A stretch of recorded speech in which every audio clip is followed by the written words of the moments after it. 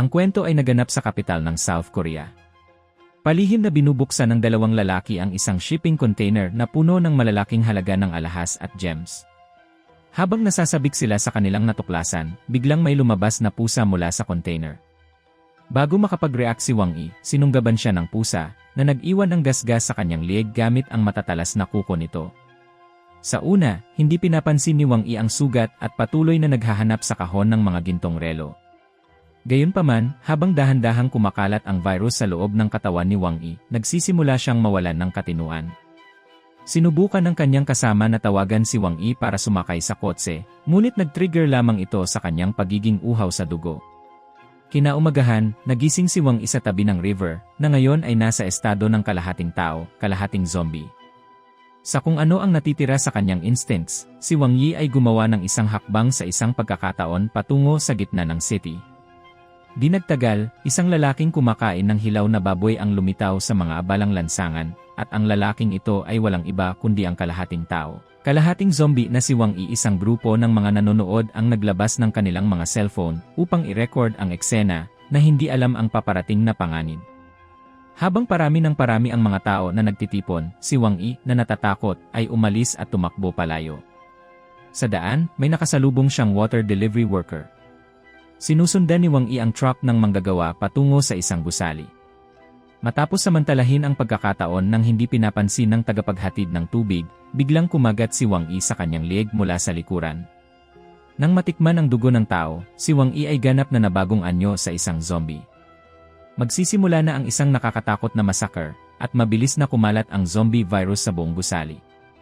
Ang mga nakagat ni Wang Yi ay naging mga zombie. Nakita ni Madam An na nangungulekta ng upa sa gusali, ang eksenang ito at inutusan ang kanyang mga security guard na pigilan ito. Ngunit sa harap ng napakaraming uhaw sa dugo at brutal na mga zombie, ang mga security guard ay idiniin sa lupa ng mga zombie sa sandaling makapasok sila.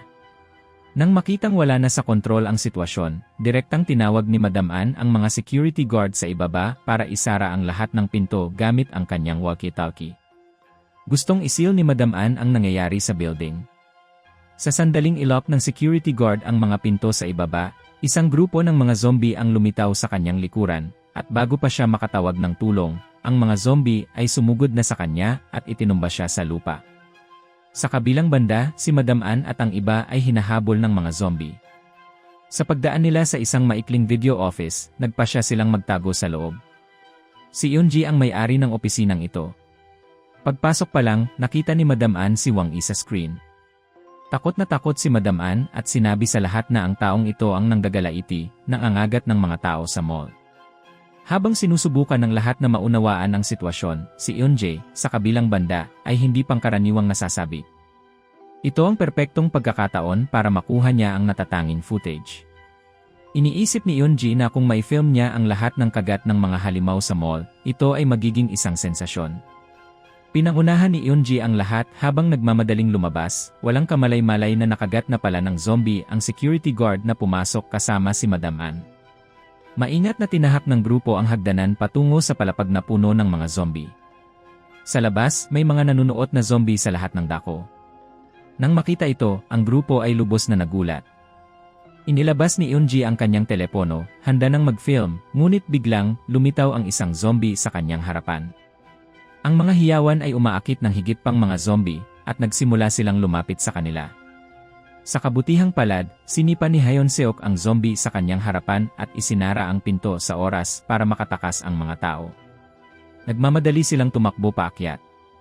Gusto ni Min Jeong na gamitin ang kanyang cellphone para tumawag para sa tulong, ngunit nag-aalala lang si Eunjae tungkol sa pagkuha ng footage para sa kanyang video. Habang nagtatalo sila, lumitaw sa harapan nila ang zombie na si Wang Yi. Sumugod si Hyun-seok nang hindi nag-isip.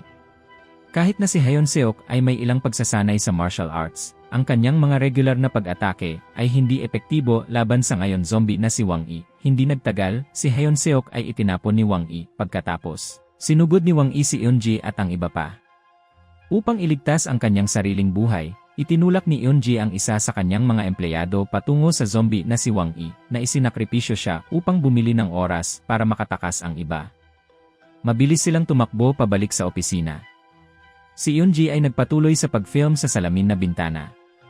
Sinubukan ni Min Jeong na tumawag para humingi ng tulong sa kanyang cellphone, ngunit ibinagsak ito ni Madam An sa lupa. Ayaw ni Madam An na malaman ang insidente para mapanatili ang reputasyon ng gusali. Habang nagrereklamo si Madam An, biglang natakot si Hayon Seok at ang iba pa. Naging zombie na pala ang security guard, nagulat ang lahat nang biglang kinagat si Madam An sa leeg ng zombie. Nagmamadaling kumilos si Hayon Seok at nakipaglaban sa zombie. Ngunit ang zombie ay parang isang dance master, na may lahat ng uri ng mahihirap na galaw.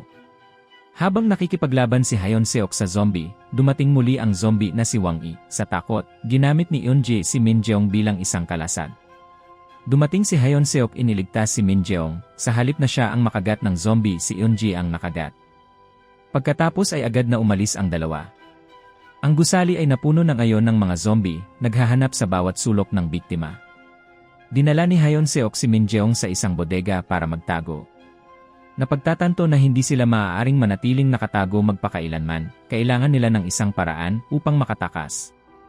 Tumingin si Hayon Seok sa paligid at nakakita ng radyo sa isang istante. At nakaisip siya ng paraan para makaalis. Ibinitin muna ni Hayon Seok ang radyo sa gitna gamit ang isang lubid at pagkatapos ay nagpatugtog ng isang kanta. Lahat ng mga zombie ay naakit dito at maging ang mga patay na zombie ay bumangon mula sa lupa habang ang karamihan sa mga zombie ay nabihag ng musika. Hinila ni Hayon Seok si Min Jeong at tumakbo patungo sa opisina, ngunit hindi sila masyadong nakakalayo bago sila nakatagpo ng isang zombie. Mabilis na nakipaglaban si Hayon Seok sa mga zombie. Tutulong na sana si Min Jeong gamit ang baseball bat nang sumulpot sa likod niya si Eun-jae na naging zombie na. Patuloy na hinahawakan ni Eun-jae ang braso ni Min Jeong. Sa sandaling iyon, biglang naalala ni Min Jeong ang fighting technique na tinuro sa kanya ni Hayon Seok. Matapos tapusin si Eun-jae, tinulungan ni Min Jeong si Hayon Seok na patayin ang zombie na pumipigil sa kanya. Pagkatapos ay tinahak nila ang kanilang daan patungo sa opisina, ngunit nang tatawag na sana sila para humingi ng tulong, napagtanto nilang walang signal sa kanilang mga cellphone, at maging ang landline ay hindi gumagana. Alam na ang paghihintay ng pagliligtas ay hindi na isang opsyon, nagpasya si Hayon Seok na kailangan nilang maghanap ng paraan upang makatakas ng mag-isa. Ngayon na ang mall ay puno ng mga uhaw sa dugo at brutal na mga zombie, maaari lamang silang makipaglaban habang naghahanap ng labasan. Sa wakas ay nagawa nilang maalis ang mga zombie sa likod nila gamit ang kanilang coordination at flexible positioning.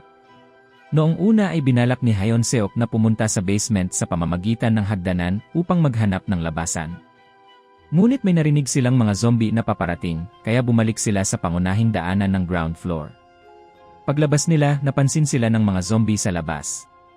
Upang protektahan si Min Jeong, ikinulong siya ni Hayon Seok sa loob ng kotse habang tinangka niyang gambalain ang mga zombie gamit ang baseball bat. Gayunpaman, habang dumarami ang mga zombie na nagtipon, ang kotse ay napapalibutan. Sa isang sandali ng panic moment, hindi sinasadyang nabsan ni Min Jeong ang musika ng kotse na umaakit sa lahat ng mga zombie sa mall patungo sa kanila. Si Hayon Seok, na nakikipaglaban sa labas, ay dinumog ng mga zombie. Kung paanong si Hayon Seok ay malapit ng kainin ng mga zombie, si Min Jeong ay lumabas sa kotse na may dalang fire extinguisher. Noong naamoy ng mga zombie ang fire extinguisher, tumakbo sila tulad. Si Hayon Seok ay naisave mula sa mga zombie ni Min Jeong. Sina Hayon Seok at Min Jeong pagkatapos ay nagpunta sa underground parking lot. Sa kanilang sorpresa, nakatagpo nila muli ang zombie na si Wang Yi. Bagaman ang zombie Wang ay may isang malakas na katawan, hindi nito natatakot sina Hayon Seok at Min Jeong na matagumpay na naayos ang kanilang mga pagsisikap na itulak si Wang Yi sa lupa. Humakbang pasulong si Hayon Seok, itinaas ang kanyang baseball bat at naghahatid ng isang mabangis na suntok sa zombie na si Wang Yi. Sa wakas ay pinatay siya. Gayunpaman, nang makahina ng maluwag ang dalawa, ang ngayon ay zombie na si Madam An ay biglang gumapang mula sa isang sulok. Sa pagtatangkang iligtas si Min Jeong, si Hayon Seok ay aksidenteng nakagat ng zombie na si Madam An. Sa galit, mabilis na tinapos ni Min Jeong ang zombie na si Madam An gamit ang baseball bat. Alam ni Hayon Seok na nakagat, na wala na siyang mahabang oras at agad niyang sinabi ang laman sa kanyang puso. Matapos sabihin ang kanilang huling paalam, hinimok ni Hayon Seok si Min Jeong na umalis kaagad mula roon. Ngunit ilang hakbang pa lamang nina Hayon Seok at Min Jeong, natigilan sila sa kinaupuan habang nalaglag ang isang set ng false teeth mula sa paa ng pantalon ni Hayon Seok. Si Hyun-seok pala ay hindi nakagat ni Madam An, at kahit ang medyas sa paa ni Hyun-seok ay walang butas. Medyo naging awkward ang sitwasyon. Sa huli, nagawa ni Hyun-seok na pangunahan si Min Jeong upang makatakas mula sa gusali. Gayunpaman, hindi nila alam na hindi nagtagal pagkatapos nilang umalis, si Wang Yi na nakahiga sa lupa ay biglang umupo.